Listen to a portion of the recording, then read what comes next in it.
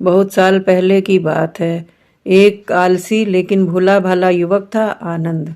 दिन भर कोई काम नहीं करता, बस खाता ही रहता और सोए रहता।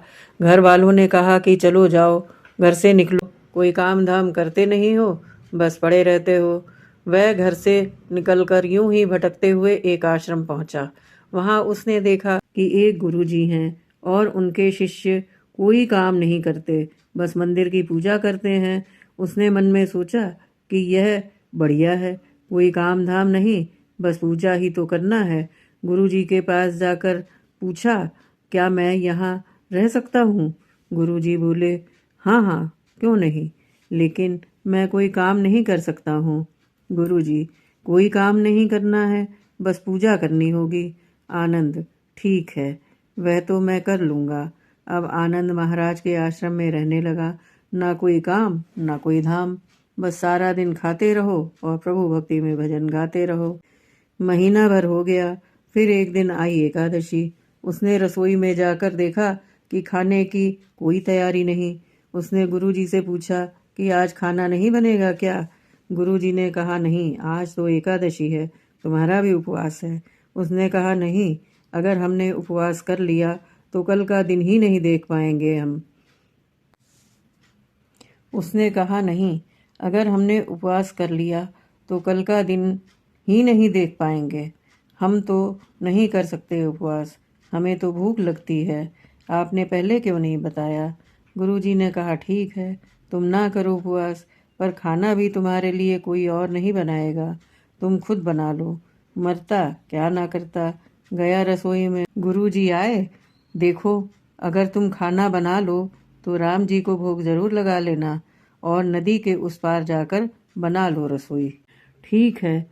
लकड़ी, आटा, तेल, घी, सब्जी लेकर आनंद महाराज चले गए। जैसे तैसे खाना भी बनाया। खाने लगा तो याद आया कि गुरुजी ने कहा था कि राम जी को भोग लगाना है। लगा भजन गाने, आओ मेरे राम जी भोग लगाओ, राम जी आइए, श्री राम जी आइए, मेरे भोजन को भोग लगाइए। लगा भजन गाने, आओ मेरे राम जी भोग लगाओ, राम जी, राम आइए, श्री राम आइए, मेरे भोजन का भोग लगाइए। कोई ना आया तो वह बेचैन हो गया कि यहाँ तो भूख लग रही है और राम जी आ नहीं रहे। भोला भाला आनंद जानता नहीं था कि प्रभु साक्षात तो आएंगे नहीं, पर गुरु जी की बात मानना जरूरी है। फिर उसने कहा, देखो प्रभु जी, मैं समझ गया कि आप क्यों नहीं आ रहे।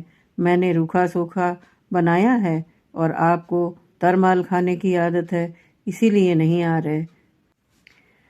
तो सुनो प्रभु जी, आज वहाँ भी कुछ नहीं बना है, सबको एकादशी है, खाना हो तो यह भोग ही खा लो। श्री राम अपने भक्त की सरलता पर बड़े मुस्कुराए और माता सीता के साथ प्रकट हो गए। भक्त असमंजस में। गुरुजी ने तो कहा था कि राम जी आएंगे, पर यहाँ तो माता सीता भी आई हैं और मैंने तो भोजन बस 2 लोगों के लिए बनाया है। चलो कोई बात नहीं, आज इन्हें ही खिला देते हैं। बोला, प्रभु मैं भूखा रह गया, लेकिन मुझे आप दोनों को देखकर बड़ा अच्छा लग रहा है। लेकिन अगली एकादशी पर ऐसा ना करना, पहले बता देना कि कितने जन आओगे। और हाँ, थोड़ा जल्दी आ जाना। राम जी उसकी बात पर बड़े मुदित हुए, प्रसाद ग्रहण करके चले गए। अगली एकादशी तक यह भोला मानस सब भूल गया। उसे लगा कि प्रभु ऐसे ही आते होंगे और प्रसाद ग्रहण करते होंगे। फिर एकादशी आई। गुरुजी से कहा, मैं चला अपना खाना बनाने, पर गुरुजी थोड़ा ज्यादा अनाज लगेगा, वहाँ 2 लोग आते हैं। गुरुजी मुस्कुराए, भूख के मारे बावला है, ठीक है, ले जा और अनाज ले जा। अब की बार उसने 3 लोगों का खाना बनाया। फिर गुहार लगाई, प्रभु राम आइए, सीताराम आइए, मेरे भोजन का भोग लगाइए। प्रभु की महिमा भी निराली है। भक्त के साथ कौतुक करने में उन्हें भी बड़ा मजा आता है। इस बार वे अपने भाई लक्ष्मण, भरत, शत्रुघ्न और राम जी को लेकर आ गए। भक्त को चक्कर आ गए, यह क्या हुआ? एक का भोजन बनाया तो 2 आए, आज 2 का खाना बनाया तो पूरा खानदान आ गया। लगता है आज भी भूखा ही रहना पड़ेगा। सबको भोजन लगाया और बैठे बैठे देखता रहा। अनजाने ही उसकी भी एकादशी हो गई। फिर अगली बार एकादशी आने से पहले गुरु जी से कहा, गुरु जी, ये आपके प्रभु जी अकेले क्यों नहीं आते? आज 2 का खाना बनाया तो पूरा खानदान आ गया। लगता है आज भी भूखा ही रहना पड़ेगा। सबको भोजन लगाया और बैठे बैठे देखता रहा। अनजाने ही उसकी भी एकादशी हो गई। अगली बार एकादशी आने से पहले गुरु जी से कहा, गुरु जी, आपके प्रभु जी अकेले क्यों नहीं आते? हर बार कितने सारे लोग ले आते हैं। इस बार अनाज ज़्यादा देना। गुरु जी को लगा कहीं यह अनाज बेचता तो नहीं है, देखना पड़ेगा जाकर।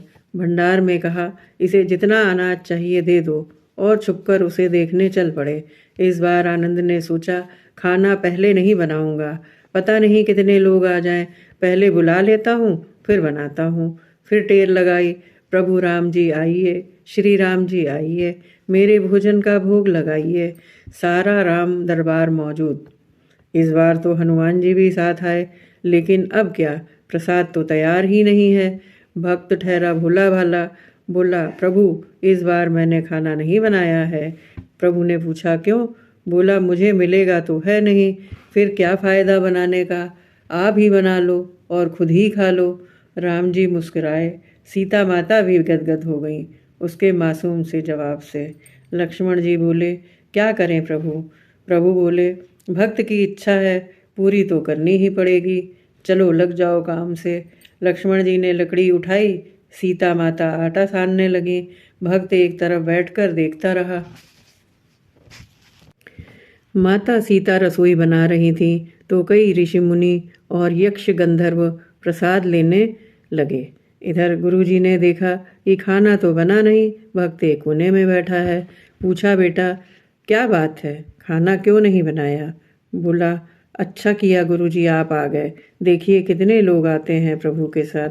गुरुजी बोले, मुझे तो कुछ नहीं दिख रहा, तुम्हारे और अनाज के सिवा। भक्त ने माथा पकड़ लिया। एक तो इतनी मेहनत करवाते हैं प्रभु, भूखा भी रखते हैं, और ऊपर से गुरुजी को दिख भी नहीं रहे, यह और बड़ी मुसीबत है।